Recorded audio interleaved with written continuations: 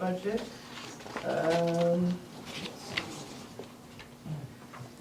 Overall, in the whole budget, we're at 52% for expenditures of what we budgeted there. Let's see.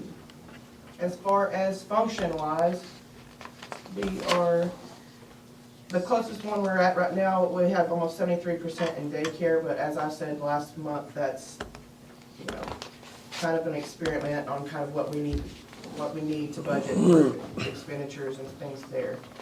So the supplies is, we have $133 left for supplies, but as long as you don't go over the function, that still doesn't require a budget amendment. So, and for total expenditures, we're at 52% of budget. So that's all I have right there. You don't have any questions on that? The daycare, does it look like we've estimated pretty good, or? I think it's not bad. I mean, we budgeted $3,000 for supplies and things, and I know that Ms. Williams and them go and we provide snacks and those kind of things for the kids and like that. So, I mean, we haven't had, knock on wood, much to repair as of right now, so right now we're looking okay. Right. I mean, if that was, it might be different if we had some kind of catastrophe. Right. These things. But right now, I mean, it's not too bad, and since we only run that through May, it's not looking too bad, I don't Okay. think. Is there 10 kids over there? 10 kids, full. All right. Thank you, Ms. Legge. We're now going to move on to the superintendent report, information item F, Mr. Cook. You mind if we do the? Yeah, we can. Go ahead, if you want to go ahead, I mean, they're ready, I mean, but go ahead. Yeah, come on. We're going to jump to information item A, student and staff recognition. Guys, come on in here, just go there by the TV.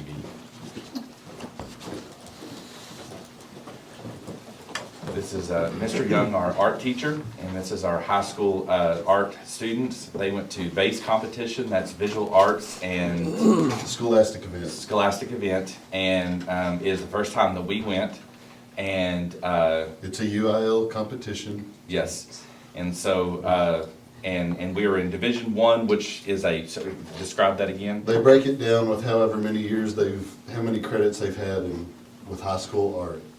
So this was their first year, so they had 1 credit, so they were Division I, which we were going, like the other schools that were there, all big schools, all Abilene schools.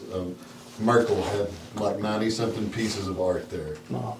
And, you know, they have kids there that have been art every year since they were in 6th grade, you know. So they competed well, and the scoring system that they use is 1 through 4, 4 being the best, and all these pieces they got 3s, and I was told that they probably should have got 4s because of our Division I. They were judged kind of with the rest of them, but this one got 4. And it's not just based on the way it looked. They do an interview. They bring them into a room and they grill them about what they do, what they thought of. They have to have all this stuff attached to it, of their process that they came up with it. And I mean, they ask them questions, and so that was a first for them. And they were not really sure how to handle the interview process, but I was really proud of them. They competed well, and we're plugged into a UIL event in art, and there's one for junior high that we can get them going too.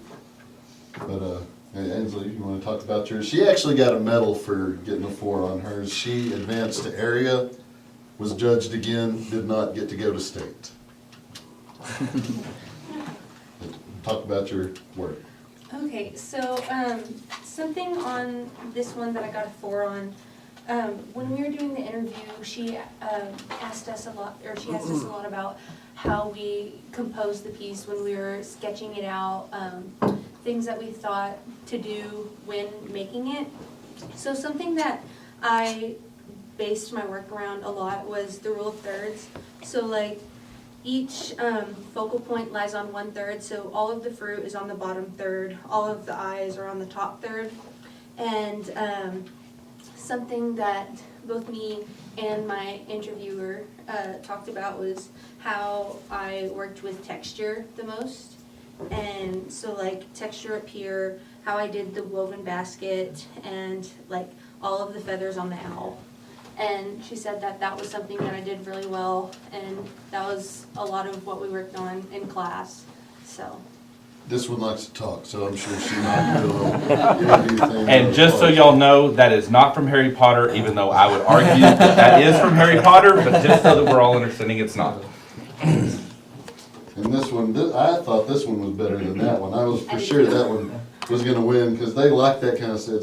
It's like weird and original, and you know, they love that kind of stuff. All right, Kobe, you wanna talk about your little bit? Well, this one is really weird. I don't really know why I did this, but it's called 3D. It was 2-point perspective. That was, Yeah, 2-point perspective, and it makes things look 3D, like the buildings, so.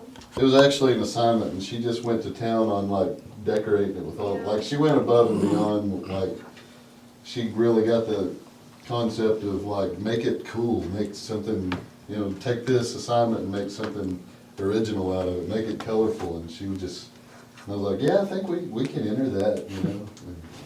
And then this one, we were trying to do Bob Ross, and then Bob I Ross. just decided. I love Bob Ross. I just decided to make a castle, so it'd be in the roll of thirds. So, It needed a focal point, yes, so. so that's why I made the castle and the flag, so. So did your teacher talk like Bob Ross?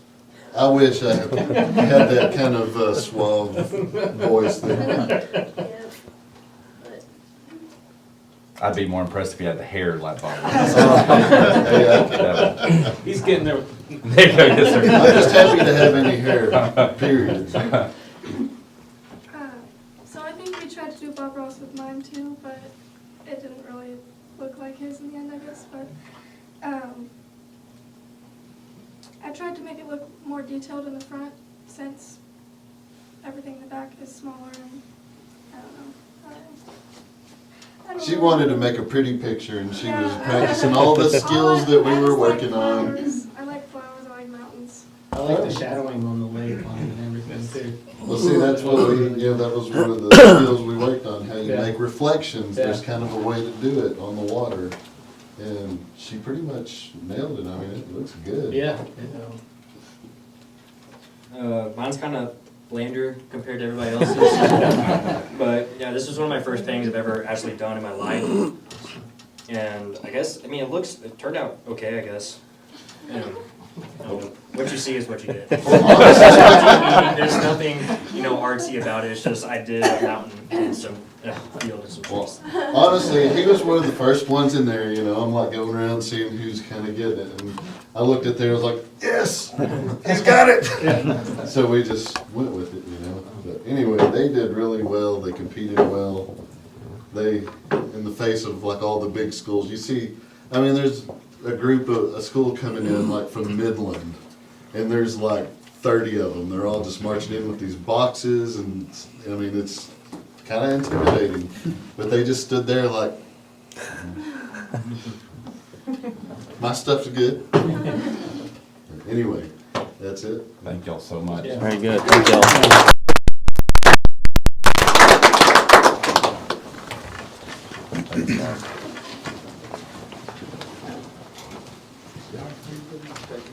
We're now gonna move to information item F, Superintendent Report, Mr. Cook. Let's see, as of 2/28, we had total enrollment of 306. I think we had another student enrolled today, so I'm looking at 307, which is as high as it's been in a while, I think. In grade 6, we're up to 31 students. Grade 4, we have 29 students. In grade 8, 26 students. So those are our three highest grades enrollment-wise. Our refined ADA, we're looking at 279. And our overall percentage of enrollment, 96.34% on a daily basis. That's it on attendance. Any questions on attendance?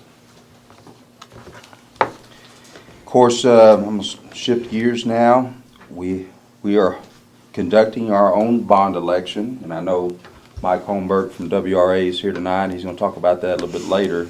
In conducting our own election, early voting will be starting on April 20th.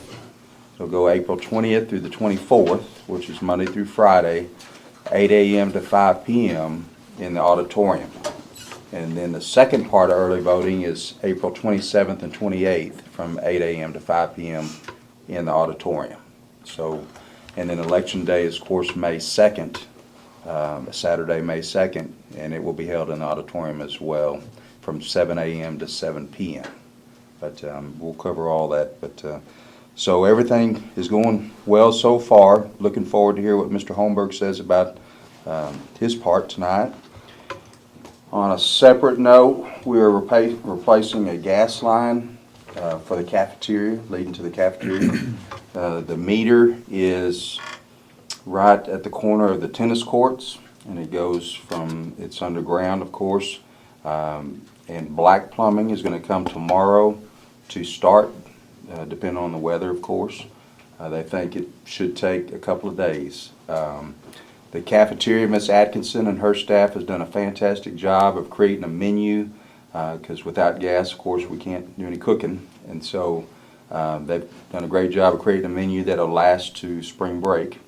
But we'll hopefully have this issue resolved by Thursday. There was a leak in the gas line that allowed water to get in the gas line.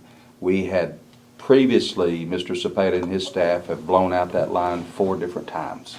And so it was time that we do something permanently. And so black plumbing will start on that tomorrow. And we should have that done before spring break, like I said. So when we come back from spring break, our kitchen should be fully functional by then.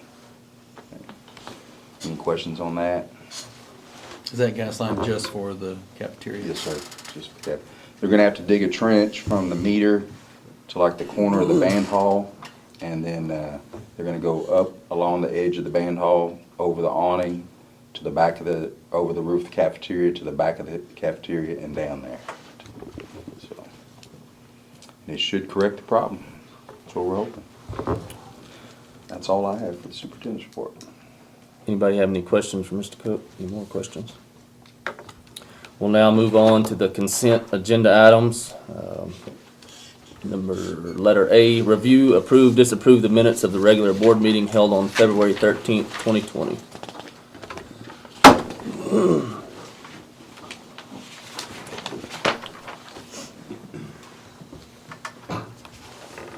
Can we run through all these at the same time? Yeah, you can just approve them all at once if you want. Okay. Does anyone have any questions on the board minutes? Motion to approve. Or you want to run through all 3 of them and then make Sure. some motions on it? If there's no questions on the board minutes, we'll move on to consent agenda B, review, approve, disapprove the monthly reports as presented by the Fisher County Tax Collector and by the Fisher County Education District number 11. In the February report, you see that they collected over $359,000, and for a total cumulative collection percentage of 94.5%. On the delinquent taxes, they've collected at 18.2% as of date. So the total collections for February were over $362,000. So I think the CAD office is doing a great job on that so far. Anyone have any questions over that? If not, we'll move on to action or consent agenda C, review, approve, disapprove the monthly bills. The only thing I really have to say about those is we're starting to get the invoices for the boards that we bought, that y'all approved for us to get. So I just got one in today that I haven't paid, but those will be coming in, frequently. So. Have we received all the boards and paying in installments, or is it we receive them as we pay them all? We do them by in 8s, That's all I can do for at one time. Okay. So, and there's no charge difference whether we do them all at one time or if we do Okay. 2 or 3 at a time. There's no difference, but I'm on the 3rd set of 8. They sent us the wrong mounts, so we're waiting for them to send us the right mounts now. And then once we do, we'll be down to a 4th shipment, and I think there may be 3 in that one, and we're done. So Okay. we're almost complete. So we're, all the junior high except for 2 rooms over there have theirs. The high school's the next set, And, we'll get theirs. The installation, everything's gone fairly smooth? Yes, no one's killed me yet or been that mad at me, so, I mean, overall, been pretty good. Good. And so, and Pam's still nice to me, so, I mean, I assume everything's working fine in her room, so, yes. Is there any more questions over the monthly bills? All right, well, I'll need a motion for we'll do it all at once. The regular board meeting, the minutes, the monthly reports by the tax collector, and the monthly bills. What's the pleasure of the board? I'll second. Mark's made a motion, followed by Dakota with a second. All those in favor say aye. Aye. All those opposed? Motion carries 6-0.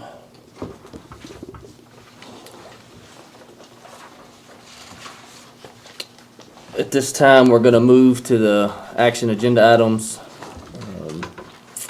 Review, approve, disapprove Roby CISD quarterly financial investment report. Attachment F. What I did, if you take a look at the 2nd page of it, I have a line that has the general operating account. What I did was the balance of that in December through February. Actually, it's not through February, it's gonna be through January because I didn't have the bank statement quite yet for February. So, but that, year-to-date interest is 24.85. They're doing a 1% interest rate on those, so that's what we've accumulated through the general account. It's about $5,500 each month. So other than that, that's just kind of what we started with, where we're at right now, and the interest that we accumulated in the last 2 months. Any questions about that? All right. If there are no questions about that, what is the pleasure of the board on the CISD quarterly financial investment report? Make a motion, we approve it. Got a motion by Chris, Second. seconded by Dakota. All those in favor? Aye. All those opposed? Motion carries 6-0. We're now gonna move on to action agenda item B, review, approve, disapprove bond ethics training. Once again, we have the pleasure of Mr. Mike Holmberg from WRA Architects, and he's going to conduct the training. We appreciate him taking the time to be here.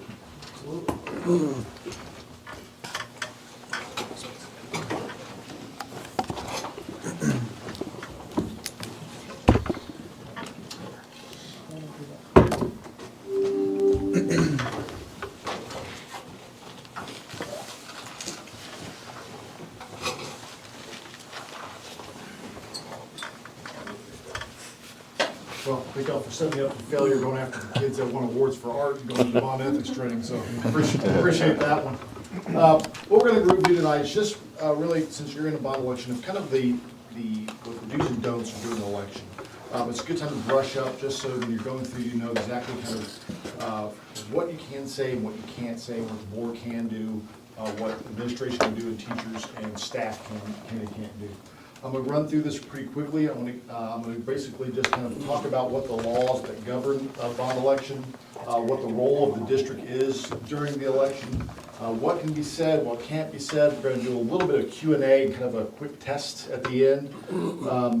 Throughout this, if you have any questions, it's really just throw them out there as I get through them. There's typically, like I said, at the end, we'll just kind of briefly review this information. It's pretty straightforward. There's obviously lots of information that go into the bond ethics, but it really goes down to basically political advertising. What governs this is section 2.55003, and basically talks about what a political subdivision may spend or authorize spending for public funds for political advertising. Basically, you cannot, a school district cannot advocate or basically advocate for the bond election. That's basically what it breaks down to. The political advertising is defined basically by advocating for a particular outcome of an election, for or against, by making statements in writing or orally in a newspaper, magazine, periodical, or broadcast for television, radio, in a pamphlet, a billboard, bumper sticker, what have you, email poster, or a website. Basically using public funds to advocate for an outcome, again, for or against. Again, advocacy is defined. Most employees and officers violate the ethics laws if they are engaging in communication that's considered advocacy. Again, that's things like vote for X or defeat Y. And again, I want to just clarify that it is for or against any proposition. These are black and white. Unfortunately, some things are sometimes gray because it goes down to tone of something. And I'll give kind of an example. For example, this would be allowed. School X was designed for 500 students. Today, the enrollment is for 700 students. In 2 years, the enrollment of X school is projected to grow by 100 students. That would be allowed. Now, if you were to say the same statement and then end with, get the picture, that would be considered advocacy. So it's just a little bit of tone can change it into advocacy. Things that are, again, a sworn complaint, and we'll kind of talk about the process of going through that. This was in 2003. A press release was actually released by the district from the school board president saying this bond is the right thing to do for our children and the community. That was as a violation because it was used in a school pamphlet that the school paid for and pushed out to the community. And again, it was quoted by an officer, school board officer, saying this is the right thing. And that, I'll talk about a little bit going through that process. You can file a complaint through the Texas Ethics Commission.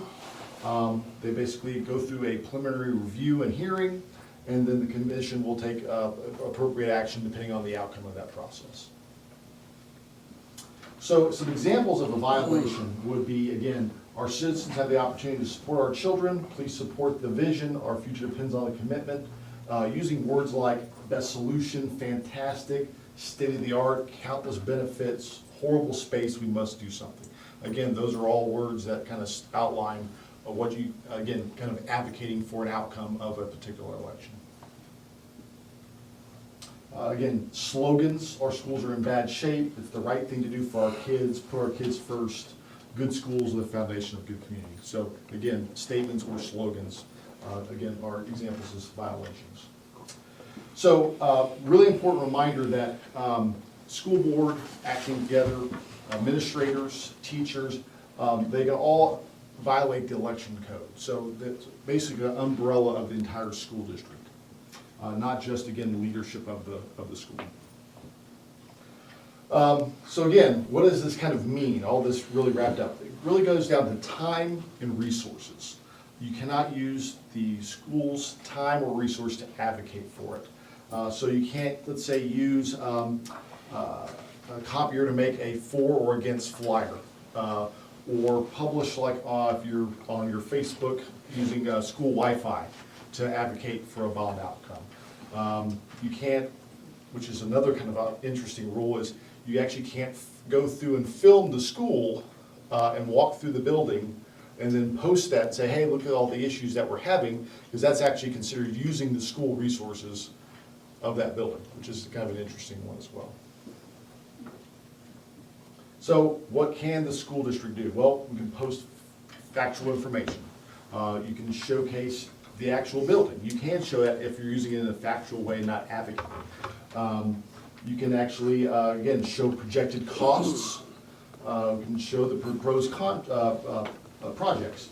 You can show the voting times and locations. You can show any type of growth charts or rates, any performance data that you have, student capacity, the age and the condition of buildings, and then any type of tax rate effects. Those are all considered, again, factual information that you're going to be presenting to the public. So you can bring the community up here and actually show them the issues? Absolutely, yeah, 100%. You just couldn't use that, you couldn't, again, you Put it couldn't on the platform. film that and then put it on Facebook and say, vote yes or vote no against this. Yeah. You can certainly bring town halls, things of that nature, and have folks walk through. Example of what is allowed, ISD is holding a bond election on May 4th to address growth, safety, security, technology, and more. This bond package will create new and sustainable facilities. This bond package will affect all existing facilities, or proposed bond will increase campus security and provide district-wide technology upgrades. Those are all statements that you can actually make. So, one thing I get asked a lot on is, let's say a teacher, administrator wants to support the bond or vote against it. They can do that, and they can campaign, but they have to use their own time and resources. Again, I'll use this statement again and again. They have to be on their own time and have to use their own resources. So we're just going to briefly go through a quick test. Can a staff member write a letter to the editor urging support of the bond using their own time and resources?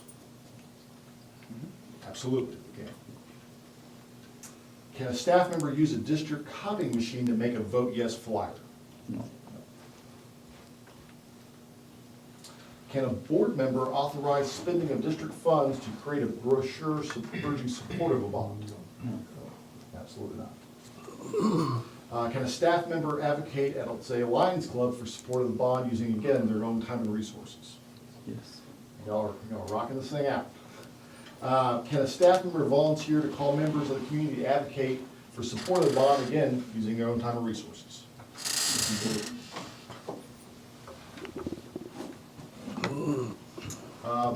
Again, can a board member use a district credit card to purchase vote yes signs?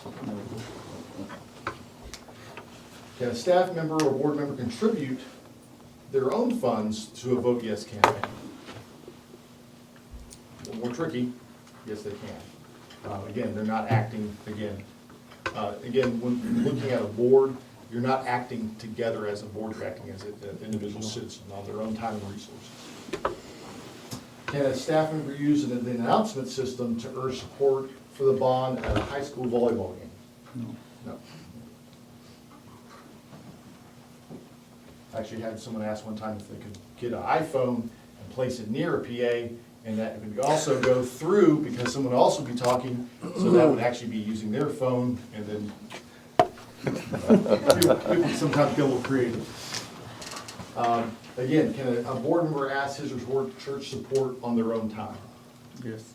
Absolutely.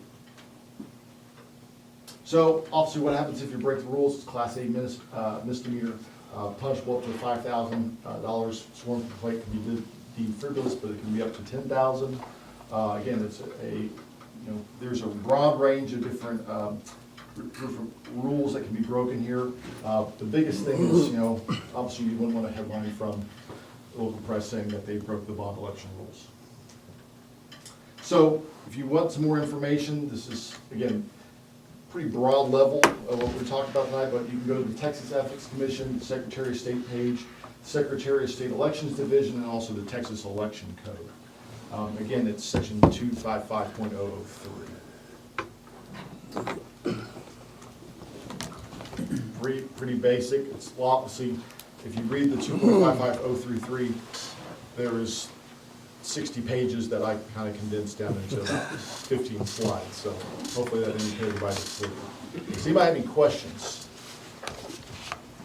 It's pretty much we can't use any school resources. You got it. All right. All right. Appreciate it. Absolutely. Thank y'all. There is no action that'll be taken on action item B. We'll now move to action item C, review targeted improvement plan. You guys open attachment to G1, that was actually the target improvement plan. This is the plan that you guys saw the last time that I presented this. Nothing has changed, other than that we have moved into the next tab, which will put us into that next category. And then we'll review one more time at the end of the year. So there's nothing that has actually changed, just to let you know. We've updated, but we've not done any type of, everything's been complete. We're still moving in progress. So there's nothing that is different on this page. So you don't really have to look at it unless you just want to. The things that we are targeting on this plan, once again, is that we're tracking our student expectations.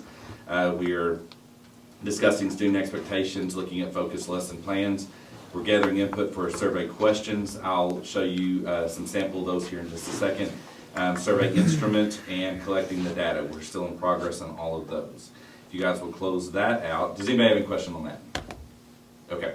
If you'll go to attachment G2, this is actually student level data that I like to show you guys every once in a while just to kind of show you. Imagine Learning is the reading program that we use for reading intervention, as well as to kind of identify students that are struggling. And so if you look through the report, what you're looking for is the blue is above level, above grade level, green is on grade level, yellow is below grade level, and red is 2 grades below level. It's 2 standard deviations, but for all intents and purposes, it's 2 grade levels below.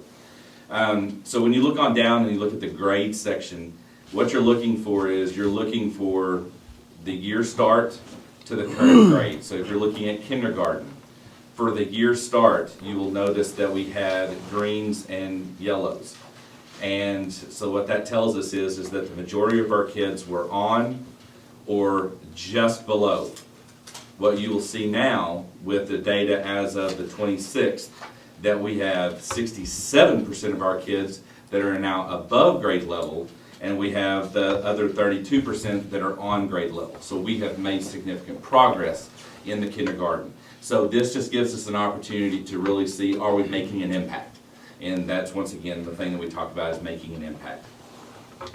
Looking through first, second, and third. Now, what I will caution you guys on in this report is, when you're looking at third, fourth, and fifth, the way that our schedules are set up now, we're kind of having some issues right now with getting the appropriate amount of time to show proper growth of that. So some of those in the third, fourth, and fifth is kind of skewed.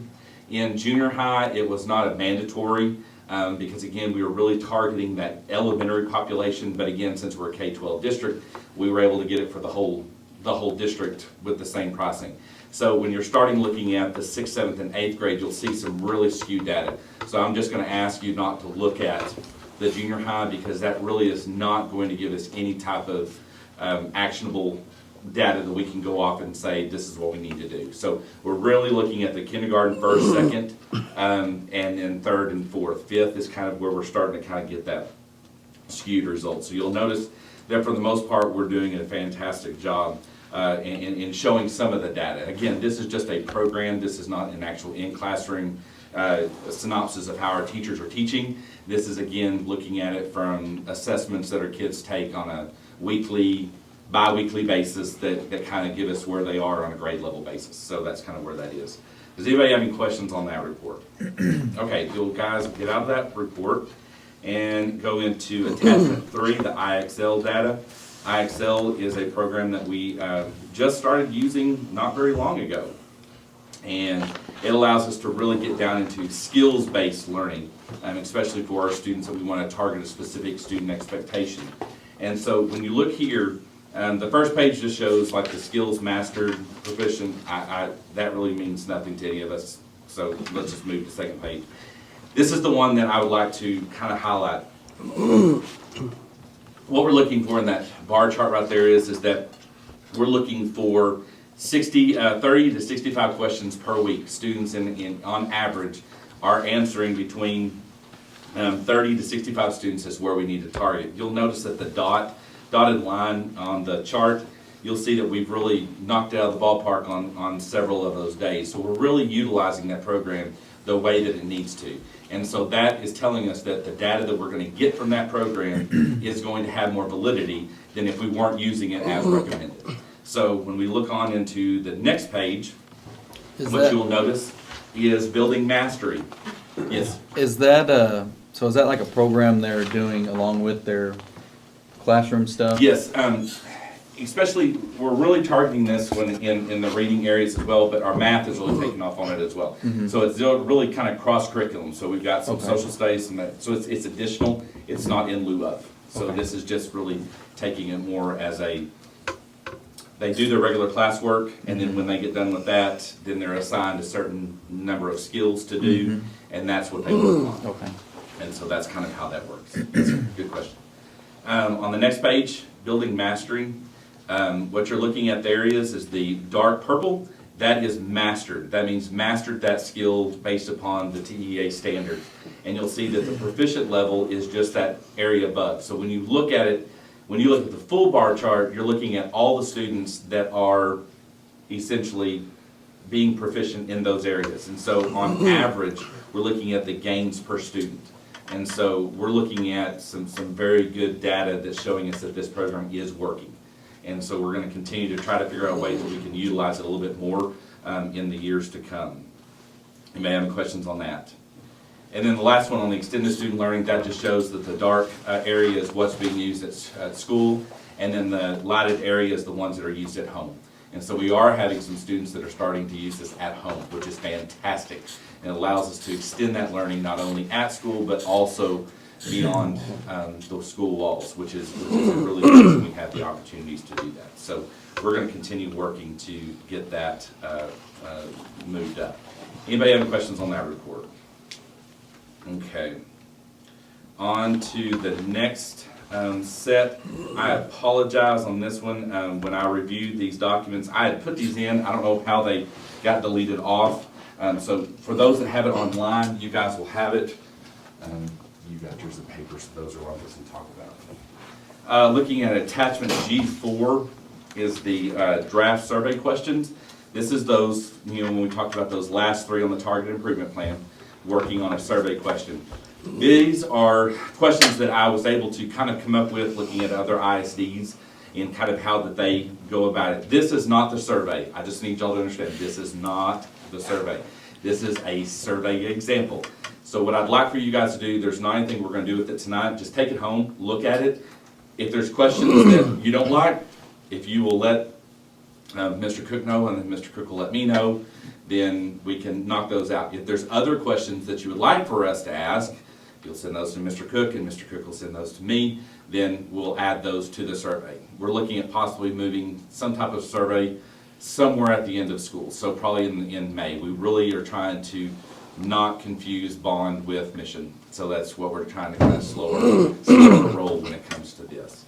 Does anybody have any questions on that? Once again, this is not the survey, it is just an example. Okay.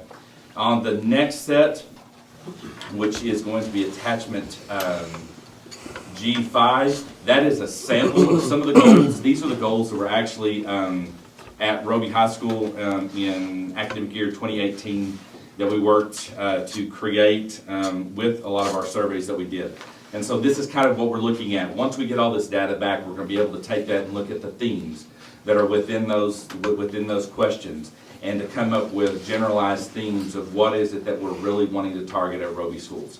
And so I just want to kind of give you a copy of kind of some things that you're looking for down the line when you get a finalized results from your survey. Does anybody have any questions on any of that? That's a very, very quick overview, but that's pretty much where we are. So we've reviewed it, so we have met the state standard, and so we will review it again in probably May is when we'll do that again. Very good. Thank you, Mr. Carter. Yes, sir. We're now going to move on to action item D, review, approve, disapprove Roby CISD school calendar for the 2021 school year. I think, do you have both? Do you have the calendar on the attachment? Sure. I know you got a survey. Let me go to the next one. The survey looked like it, dang, they're 50-50. Yeah, it's close. This calendar is very similar to this year's calendar. Matter of fact, just the holiday dates are changed, of course, but as far as the overall format, the number of academic days, 171, total number of days teachers and work is 182 days. Since we went to minutes, required number of instructional minutes is 75,600 minutes in a school year, an academic year. Used to be days, 180 days, but now it's minutes. This calendar meets a grand total of 77,160 minutes. So it's an increase over the required amount of 75,600 by 1,560 minutes. And which gives us some flexibility, because if you have 1,560 minutes and you divide that by the number of minutes in a day, you basically have almost 3.5 extra days built into your calendar. So for example, for this year, we had 2 snow days this year, and we did not have to make either one of them up because we had 3.5 additional days built into the calendar. So if we get past 3.5, then those are the times we have to make up a holiday or something like that. So this is basically the same exact format. The only question we had from staff members was in regards, and that was the survey that you see, was in regards to either having Friday, February 5th as a holiday, or Monday, February 15th as a holiday. 15th was President's Day, and 5th was, I believe, the Fort Worth Stock Show. So it was a close vote by the staff, but they elected to take February 5th as a school holiday. So spring break is March 8th through the 12th. We try to align with Cisco Junior College since they do our dual credit classes. They haven't officially printed out their spring break yet for 2021, but that would be our best guess. So we're starting school on Wednesday, August 19th, and going to Thursday, May 20th, with graduation being on the 21st. And as you can see on the calendar, the schedule for each 6-week grading period, plus all the holidays, the early release days, the staff development days, etc. So new teachers will start on August 10th, and then regular staff will start on Tuesday, the 11th of August for in-service training.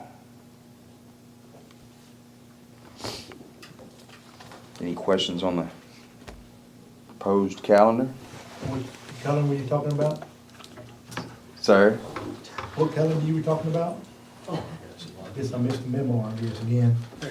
No, that's all right, that's all right. Oh, I'm sorry. That's okay, that's all right. Here, you can have this one. No, that's all right. What is teacher comp days? That's all right. That's where, pass that to Dan. That's all right, I'll eat it now. We hadn't voted yet. Yeah. That's required work days for the teacher during the summer. If they go to a training, if they work in their classroom, we give them different options. They can go to the Region 14 Service Center. They can go to a week-long training, but we require 3 additional days over the summer. If they attend those 3 days to whatever will fit their needs, then those 3 days, they don't have to come during the academic calendar year, which are the Monday and Tuesday of November. Before Thanksgiving. Yes, sir. Yes, sir. And they have to, those comp days are documented, of course, and be turned in for approval. Is there any questions for Mr. Cook on the Roby CISD school calendar?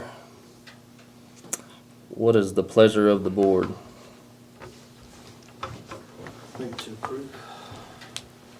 Mark's made a motion, seconded by Dakota. All those in favor? All those opposed? Motion carries 5-0 with Danny against. 5-1. 5-1, sorry, 5-1. All right. At this time, the board will go into closed session in accordance with Texas Government Chapter Code 551074 for personnel. We're going in at 8:21. We're gonna take a We're gonna take a short break.